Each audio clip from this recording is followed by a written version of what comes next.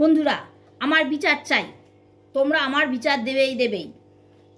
কারণ কালকে একটা ঘটনা ঘটেছে, তোমরা আমার সব ঘটনা শুনে নিয়ে বলবে যে আমি তোমাদের কাছে বিচার চেয়ে ঠিক করলাম কি ভুল করলাম।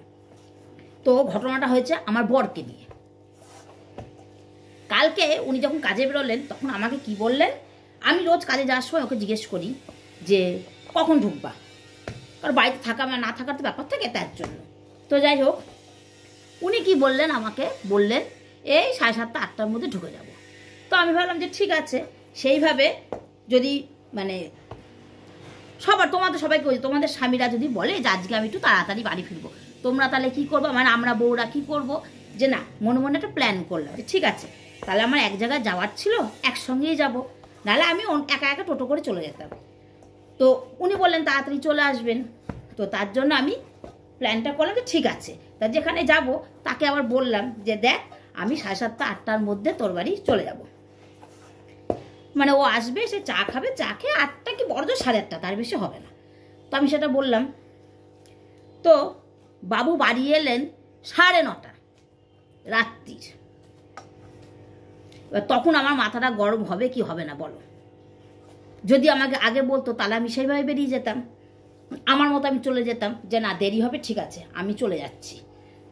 আরে বাবা বেশি দূর তো বলিনি, পয়সা তো একটাও খরচ হতো না, না শপিংয়ে যাব বলেছি, না কোনো রেস্টুরেন্টে খেতে যাব বলেছি, শুধু যেতাম আমার একটা বোনের বাড়ি, সেটা বেশি দূর না, এই ধর 1.5 মিনিট 10-এর রাস্তা। বসাতিস তো বাইকের পেছনে, বসিয়ে নিয়ে চলে যেতিস, তো কত সময় লাগতো, কত টাকা খরচা হতো। বাবুর হলো না, বাবু রাতে 9:30 এলেন। তখন কি কারুর বাড়ি যাওয়া যায় এই শীতকাল, তোমরা বলো।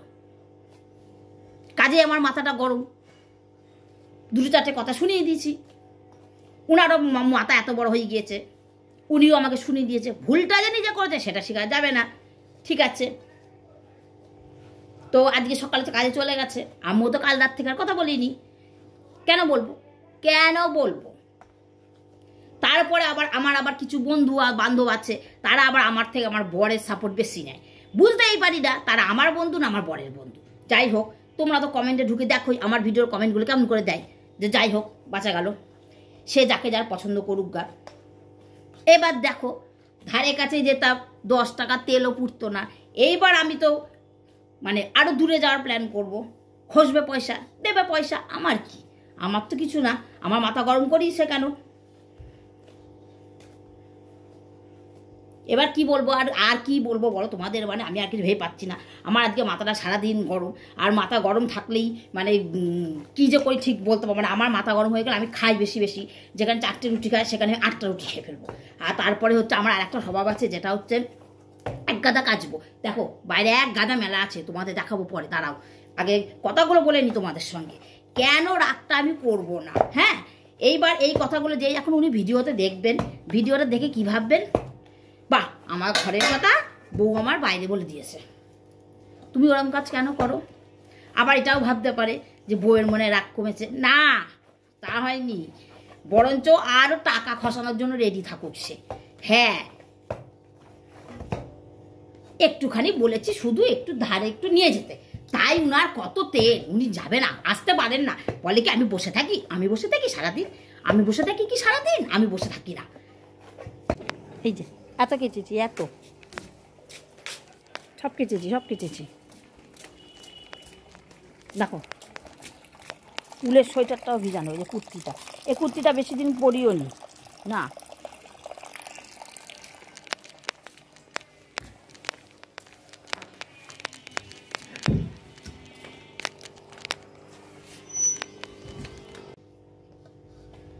তো দেখলে তো, যেটা না কাটা সেটাও কেচেছি। মাথার রাগটা কি করবো, মাথাটা তো গরম আছে, সেটা তো ঠান্ডা করতে হবে, আর আমার মাথা গরম হলে আমি যা না নোংরা হয় সেটাও কাচি আর খাই বেশি। এই দেখো এখন রুটি করবো, রুটি করে তারপরে খাবো, 4টের জায়গায় 8টা রুটি খাবো আজকে, এটাই হচ্ছে আমার স্বভাব। তো যাই হোক, ওই যে কুর্তিটা দেখলে গামলার মধ্যে ভেজানো, সেটাকে বেশি দিন পরিনি, 2 থেকে 3 দিন পরেছি, বড় জোর 4 দিন হবে। তো এখন তো শীত তো কমেনি, শীত তো এখন আছে, তবু আমি ওটা ভিজিয়ে দিয়েছি, তবু আমি ওটা কেচে দিয়েছি। কি করব বলো, মাথা সারাদিন আমি বাড়িতে একা, মাথাটা আমার গরম হয়ে রয়েছে। আজকে বাড়ি ঢুকলে তো আর একটা মজা হবে। তো যাই হোক, কি বলবো, মানে ভাবলাম তোমাদের সঙ্গে অনেক কথাই বলবো, বলতে পারছি না। তো এই ভিডিওটা দেখে আবার উনি কি বলবেন, ঘরে কথা বাইরে কেন বলেছো? আরে বাবা, তোমরা তোমার বন্ধু, বন্ধু আমার পরিবার একটা, তাহলে মানুষের মনে দুঃখ হলে কাকে কথা বলে? পরিবারের লোককেই জানাই, তাই তো তোমাদের আমি কথাগুলো জানালাম। তো বাবু দেখবে এসে কি অবস্থা হয় বাবুর, নিজে দোষ করবে, তার বেলায় কিছু হবে না। তো এখন এই যে রান্নাটা বসিয়ে দিচ্ছি, আলু ভাজবো, বেগুন ভাজবো, আর রুটি করবো। খেতে তো হবে দুটো, খিদে তো পেয়েছে আমার। একজনকে জব্দ করতে গিয়ে তো বাকি জন তো না খেয়ে থাকতে পারবো না।